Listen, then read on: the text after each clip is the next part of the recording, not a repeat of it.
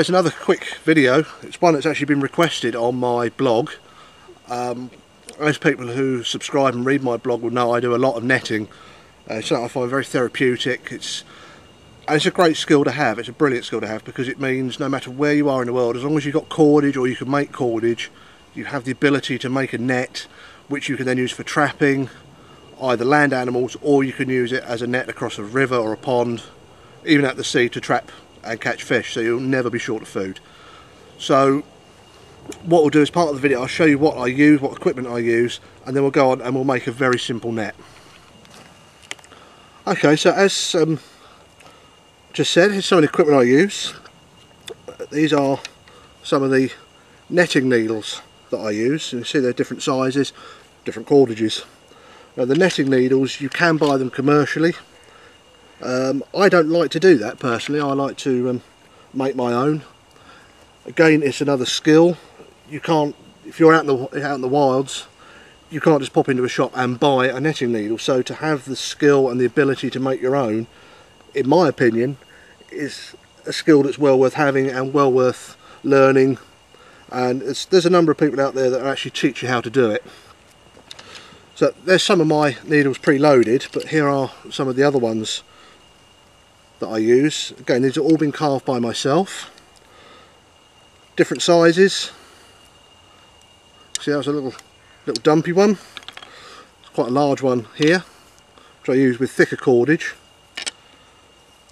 But generally, they're, I suppose, 7 to 9 inches long and approximately an inch in width, and about 1/8 of an inch thick. The cordage that I use, generally I use 1mm nylon cord. I buy this on eBay. What I have started using recently for making nets to go in the garden, for stuff like runner beans and sweet peas to run up, is this. And all that is, if you see that there, just rot resistant twine from the UK equivalent of Home Depot.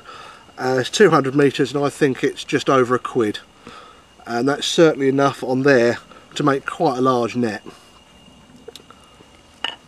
The one thing you do have to be careful with this is it does unravel, but it is also very strong, and just for garden netting it's perfect. Now you don't have to use a needle such as this. You can carve one like that. It's more akin to a shuttle or a bobbin. It works just as well, though what you have to be careful of is when you're actually tying the net is that these prongs here don't get caught in the mesh, whereas something like this will glide through very easily. So what we'll do quickly is I'll show you very, very quickly how to load the string onto the needle. And what we'll do, we'll just use some of this red cordage. Now you have to excuse me, I'm going to be doing this backwards. Take a loop of cord, place it over the central prong as so. Then all you have to do is wind, turn it, try not to get caught up on the wood.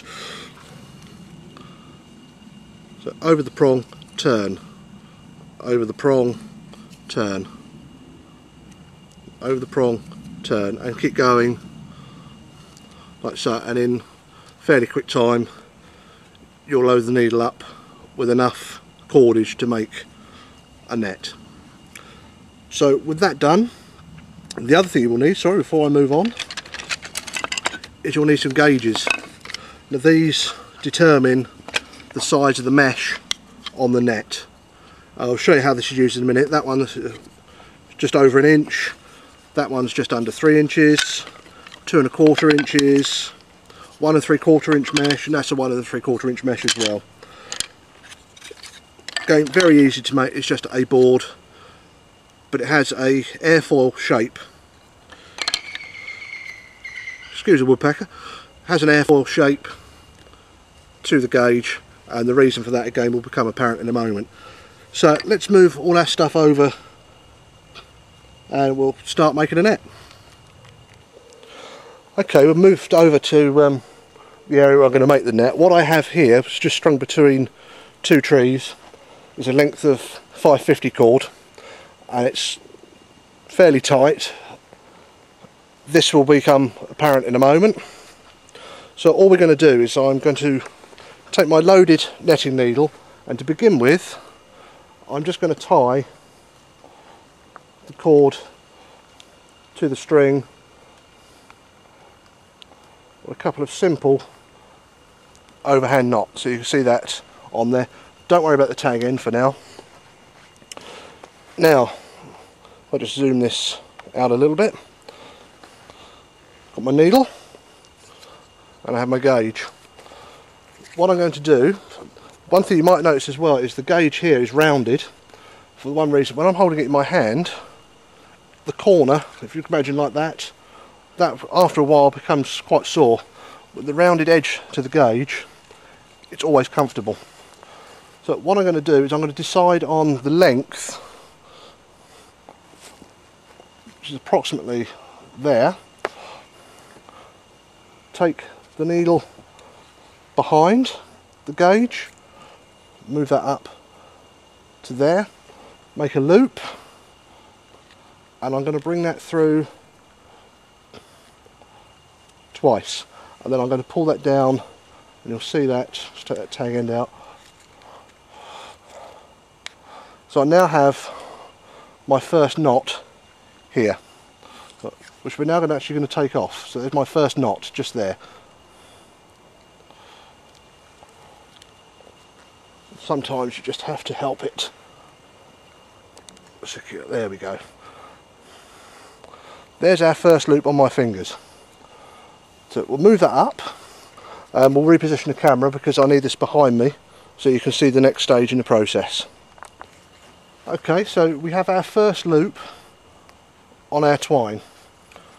What you can do is place the gauge on the string, the needle comes from behind, and then we pull that loop, hope you can see that on there, we pull that loop down until it's just tight, and we're going to pinch that with our thumb. Now with the needle we're going to try not to drop it, of cord, and then we're going to come, there's 3 strands there. I hope you can see that there's actually 3 strands of cord. 1, 2, 3.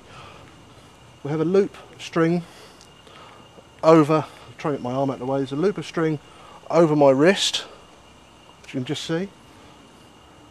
We're going to bring the needle behind 2 and through, and then behind 1 and through, and then we're going to pull that tight.